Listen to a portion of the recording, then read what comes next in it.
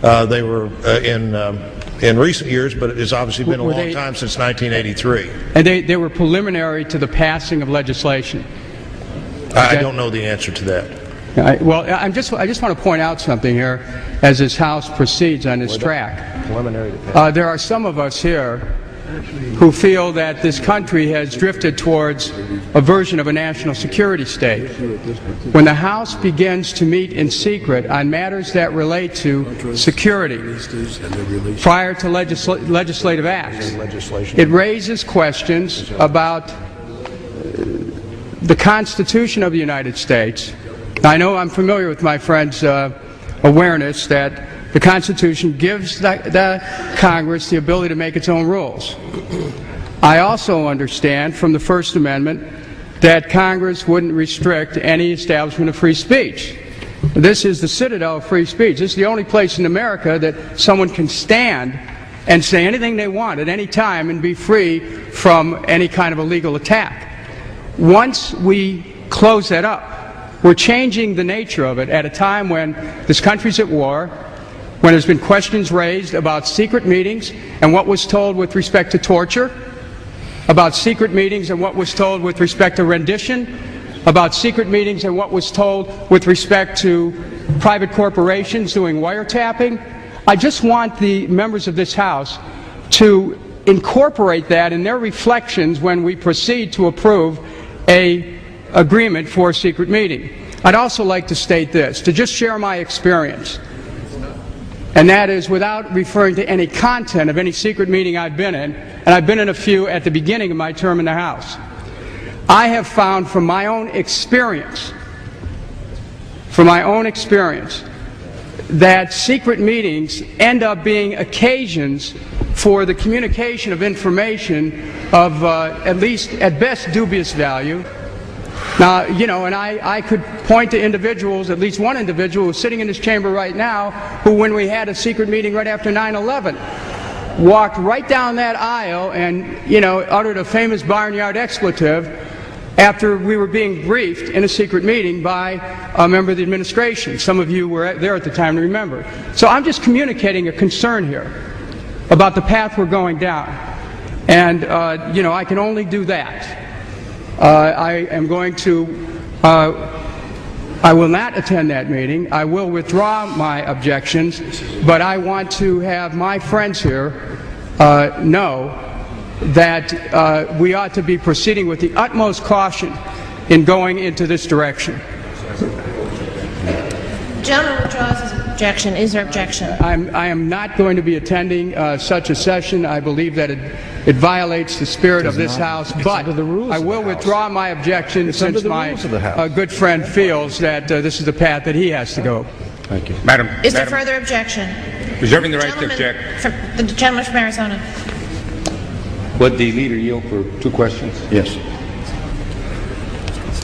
As I understand the situation, we're going to secure the chambers.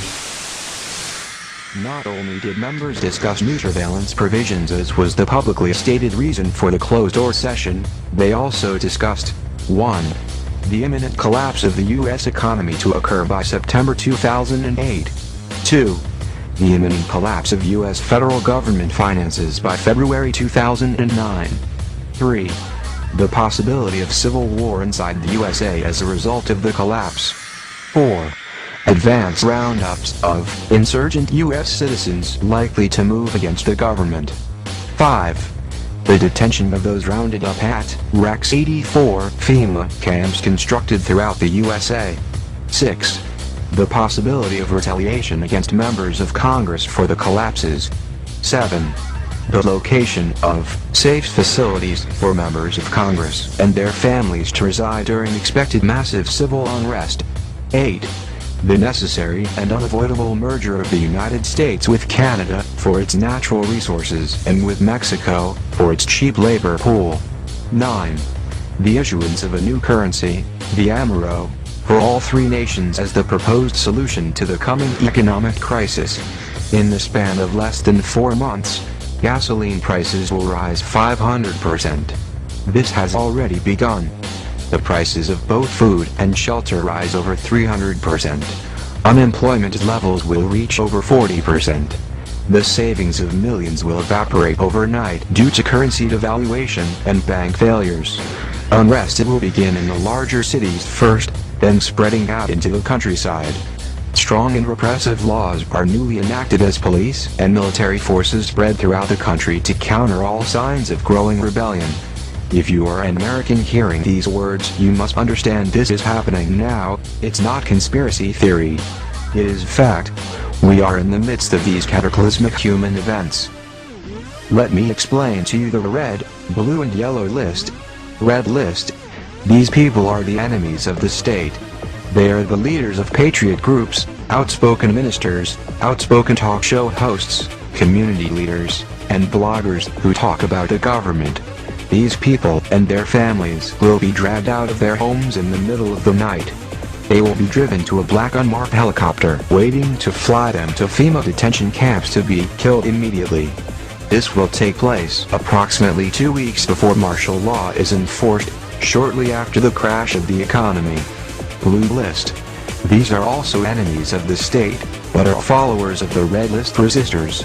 These people will be rounded up after martial law is in place, and will be taken to the FEMA detention centers and killed.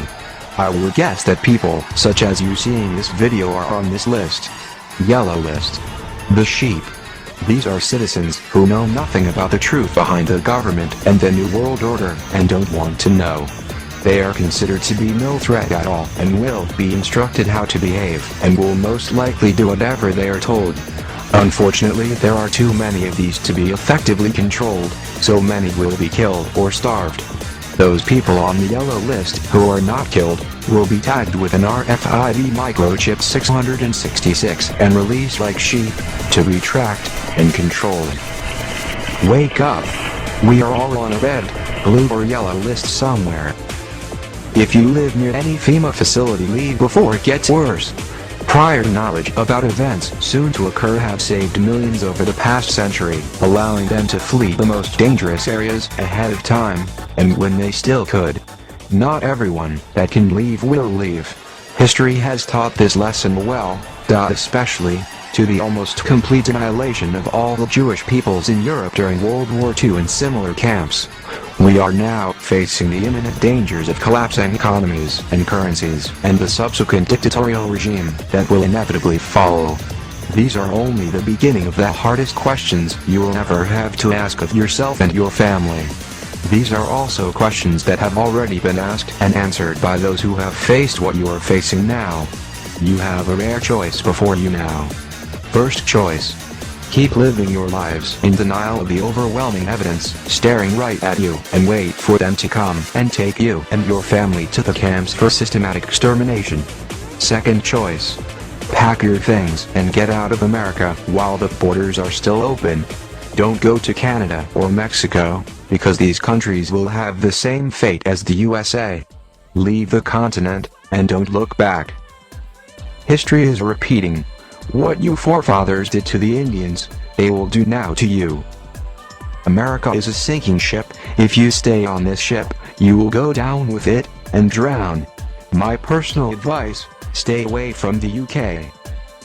Do not believe foolishly that your government will allow this type of information to be made public much longer. And all the laws that have been passed since 9/11 gives you George Bush dictatorship. You better wake up. It's in your law. Let's see who's on the yellow list. It says, but are followers of the red list folks. These people will be rounded up after martial law. What will happen to them?